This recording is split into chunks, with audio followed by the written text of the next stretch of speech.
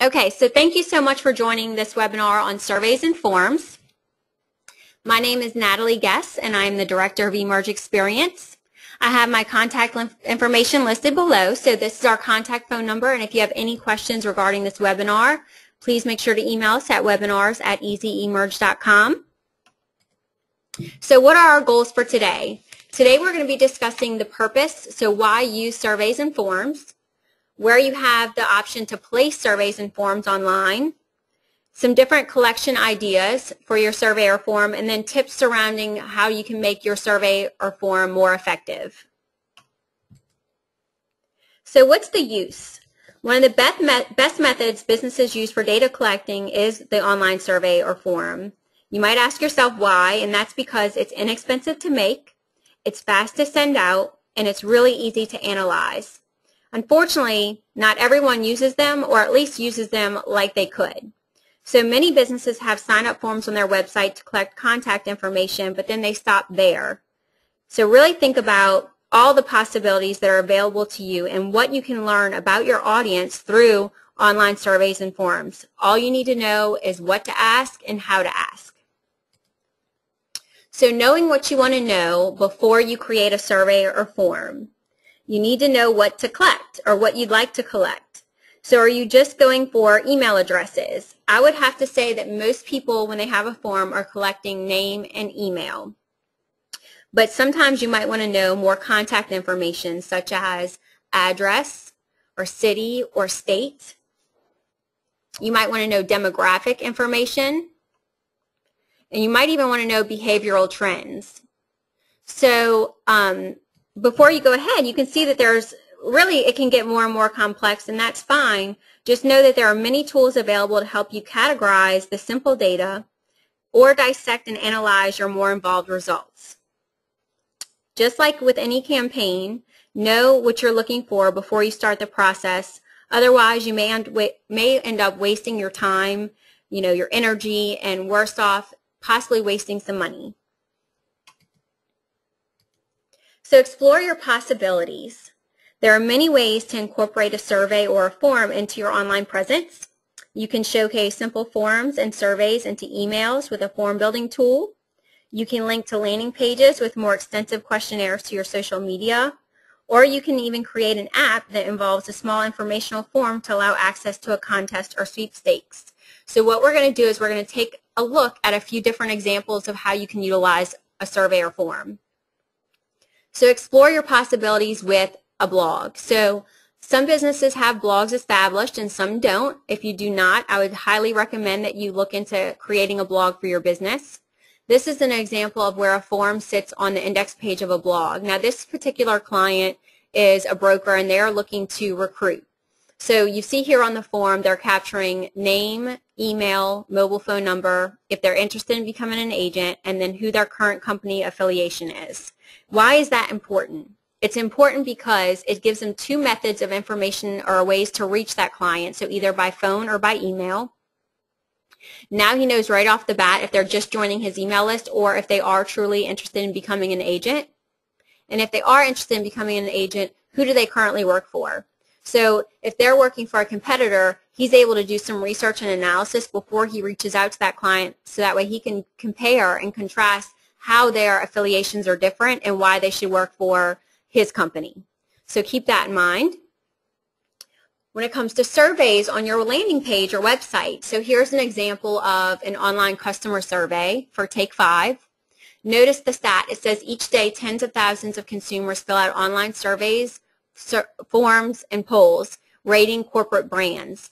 So it's not always about rating a brand or telling about your experience, but maybe you want to know more behavioral trends, or maybe you want to know which service location they attend most.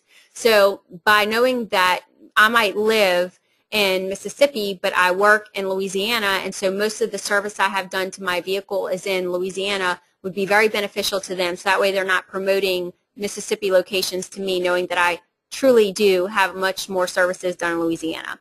That's just an example, but keep that in mind of things that you're looking for or what you're looking to learn from your consumers when it comes to a survey. This is an example of a very simple form that's dropped onto Facebook. So this is a retail location, Prima Donna's Closet. She has 3 locations, but she's offering an incentive: sign up for our email list to receive $10 off your next purchase of $20 or more. What's nice about this is we have within eMERGE things that are called autoresponders. So auto response emails, which is another webinar that you can attend at a later date. So check out the webinar schedule. But with that being said, is she's collecting very simple information. With an autoresponder set up, when I hit send me offers, our system recognizes that and automatically shoots out an auto response email with this incentive offer. So Prima Donna's Closet is not having to manage when people come into the database and then having to manage sending out another email. The system is going to send it automatically on her behalf. Featuring it in an email. So this is an example of an email template that I pulled in. So here he's got an article, and then he's got this image where it says, find out now, click here, take the survey. So what he did is he actually hyperlinked the entire image to go to where the survey sits on his website. So that's another example. So inviting readers to fill out the form or provide some instead of like a coupon or a merchandise or exclusive information is really important whenever if you're trying to drive it to the people who you already have in your database to learn more information about them, or if you have it sitting publicly for anyone to take the survey. So those are some different things to consider. Online apps or promotions can be extremely enticing and add a lot of value to your brand. So people love free stuff, right? Whenever there's an incentive offer, we're more apt to fill something out or to give information so that way we can get some kind of freebie. So answering a small questionnaire is a fair price to pay for a coupon. This is an example of an app that sits on All About Me, their Facebook page. Now what I did is I took a screen capture of the second step. So what happened here is that I automatically, by authorizing that I liked it and that I wanted to enter to win, it automatically pulled in all of my interest details for All About Me. So not just my name and email, but it actually pulled in my birth date, what my interests are, what I like. And what's fantastic about that is now All About Me knows more information about my interests. That way they can target me more effectively. You'll also notice that the next screen, which you're sitting, screen 2, shows a big share button, so we can also incentivize them to share with their friends. So again, it allows you to reach their audience versus just your pool of fans. And then also a register. So having that ability to have a register form on your website. And you can do this again on your Facebook page or your blog. But this is an example of a landing page on a website. So registering for an event, or let's say that you had an open house and you wanted to allow people to register to say that they were attending. And what's nice about that is I feel like when people register, they feel they're held a little bit more accountable to show up. So if you know what channels your audience are most active on, focus your efforts there. So again, if you have a really high fan count on Facebook, maybe you want to really promote a survey or promote a form on Facebook or through Facebook and link them to a landing page. But it really can't hurt to have sign-up forms in a few locations just to get in some new contacts. So having it everywhere could also be beneficial.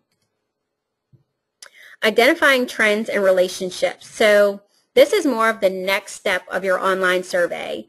While it's definitely good to get contact information, sometimes you really need to know more. So a great example is recently we were working with a bakery that utilized data that they collected to find out that more people bought certain items on rainy days. So they bought more croissants per se when it was rainy outside. So when they knew that the weather was going to be bad, they could really help promote the croissants and make sure that they had enough on hand, because not only were they promoting it, but they already know that most people will come in and buy chocolate-covered croissants on rainy days.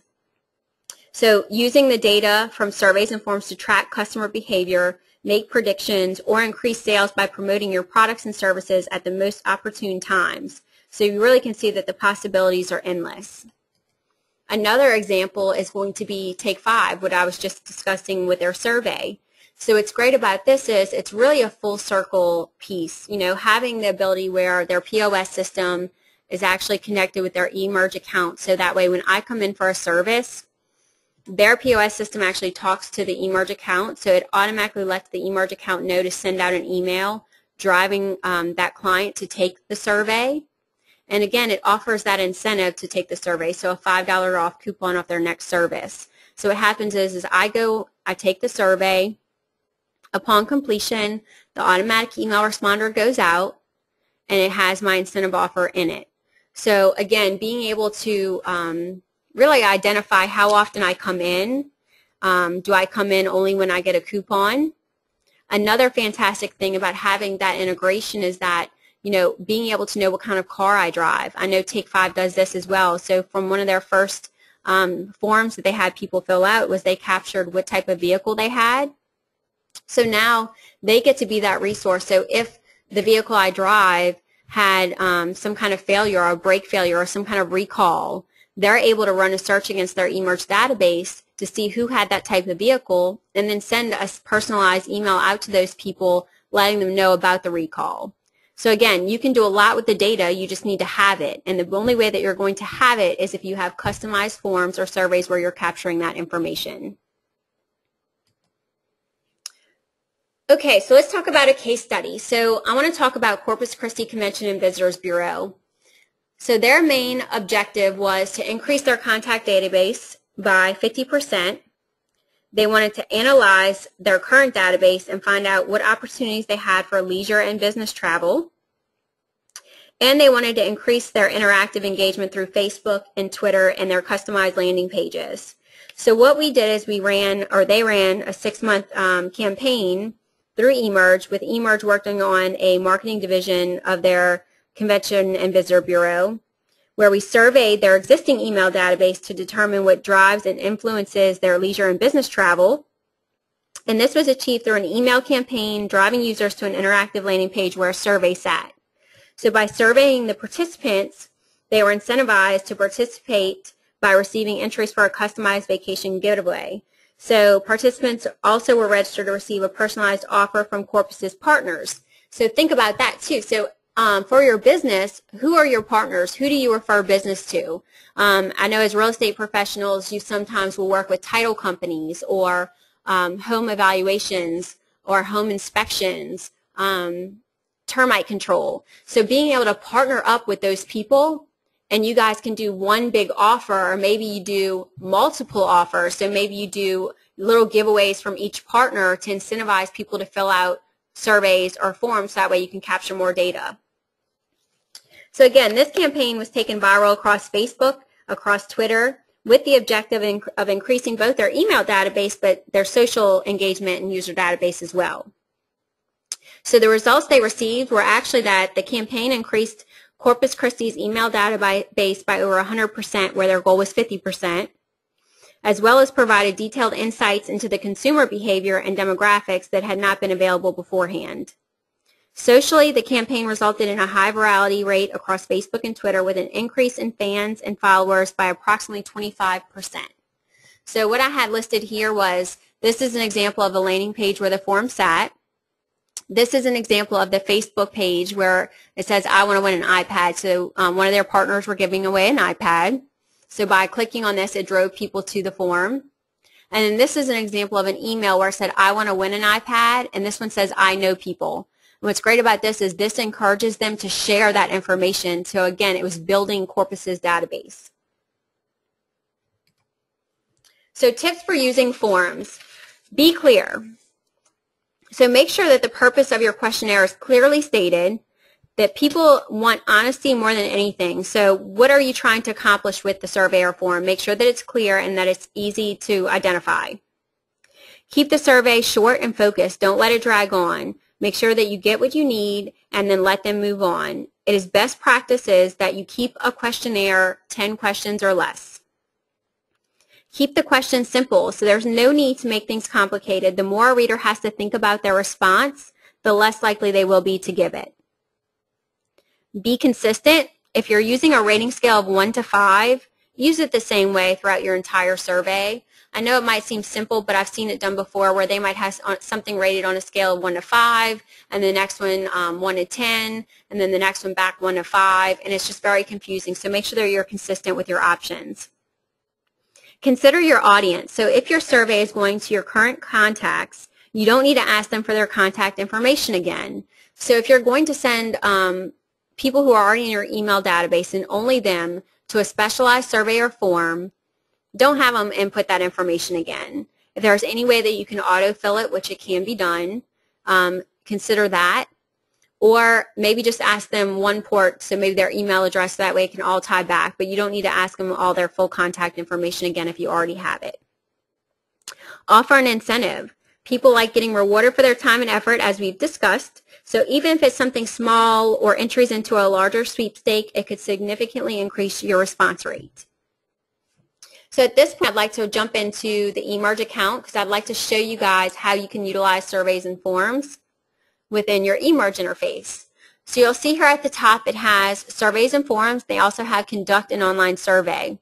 If you do not have surveys added to your system or to your account, you can absolutely do that. It's going to prompt you to add it to your account so that way you can access the surveys and forms. So in the way that works, just for our eMerge users or even our potential eMerge users, the first step is having up to 5 additional surveys and forms, and that's $15 a month.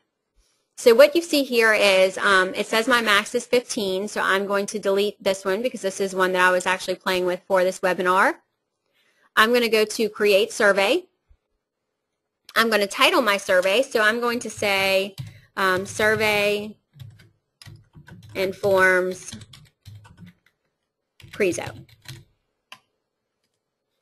So once I name it, I'm going to have the ability to add questions. So you see here, email address is an automatic required question. What's nice about this is not only are you able to view the reports of all of your surveys responses, but you can actually go to a specific user and see what their specific responses were. So it's really nice to have that capability because you have multiple options to review the data. But all I'm going to do is I'm going to hit Add Question. For your questions, another point is that you can have as many questions and answers as you would like per survey and form. We do not have a limit. So you would type your question. So what is your favorite color?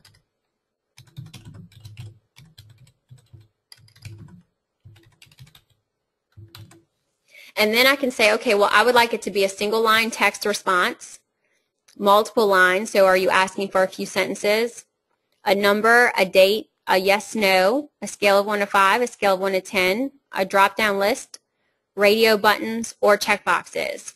In this case, I'm going to do checkboxes, and I'm going to say, I'm going to give them the option of purple, green, gold, pink. So what's going to happen here is that they can only check the box, and they can actually check all that apply. If I had said radio buttons, well, in that case, they can only check one of the following or pick one of the following. If I did drop-down list, then it's going to give me a select.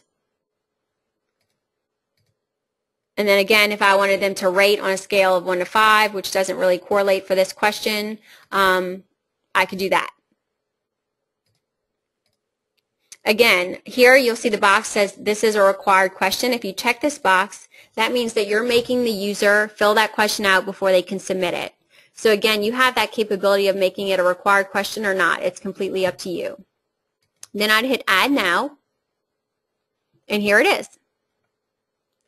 Then you'll see over here the little arrows. I can actually rearrange. So once you have all your questions, if you decide you want to change the positioning of those, you do not have to delete them and start over. You can actually move them around and get them positioned the way you want. And you can also go back and edit any question with the little pencil. Under the advanced settings, I'd like to touch base on this. So at this point, you could change the forwarding URL. So let's say I finished filling out a survey for you, and you wanted to drive me to a specific section on my website. So maybe I just want them to go to easyemerge.com, or maybe I want to send them to a specific landing page where it said, thank you for filling out our survey. So again, that's something that I would have to create on my website and then drive them to that specific landing page. The send button, do I want it to say send now? Do I want to have it say submit? Do I want it to have it say join now or update? So you have that flexibility of changing the verbiage on your button. by checking this box, we'll send an email on completion. So every time someone finishes a survey, you would receive an email response with those response questions or with those response answers. And then you can drive them to a specific email list. What I think is really cool about this is if I wanted to create a campaign around a specific survey or form I was running, I can actually create an email list and name it Survey and Form Prezo 2013. And then everybody who filled that out went into a specific email list. That'll allow me to do a different specific email follow-up later on. I can also add the ability for them to share my survey or form on their Facebook. So this will actually allow a Facebook share button to be dropped into the survey or form. And then again, I can actually drive those people to a different landing page. So if I filled out your survey from Facebook that I saw a friend had shared, where are you driving me to? You may not want to drive me to this landing page. Maybe you want to drive me to your Facebook page. So as you can see, it can get not complicated, but it can get detailed. And then you would hit save. And then again, you can view the survey. You can embed it. So what we do is we provide you HTML code that then you can drop into your Facebook, into your blog, into your website. And again, we are here to assist you with that if you need help. So, with that being said, does anyone have any questions? Does anyone have any questions? I see that we have some people typing. Let's see here. How do I type?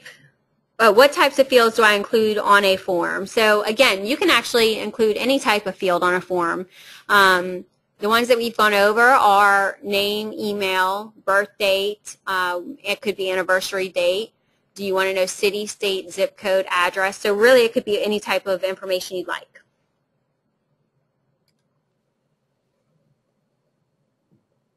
How do I create custom reports based on specific filters, responses, or maybe date completed or state, for example? Okay, so in this case, again, you would be able to feature or run advanced searches on the report. So not only can you see the full report responses, but within eMerge, you can go to Manage My Contacts, and you can actually run a search based on answers, which is really phenomenal. Can you export or download survey results? Yes, absolutely. You can always export your results. That's another thing I want to mention. So when I was talking about the pricing, you can have up to 5 active surveys or forms for $15 a month, and then we do have more if you need. But what you can do is, let's say that you have 5 already in place and you're ready to delete one. You finish that survey. You can export all that reporting detail and have all that with you before you delete it. So not only is it under each of your clients, but having that detailed reporting exported, we have a very simple export button feature. Any other questions?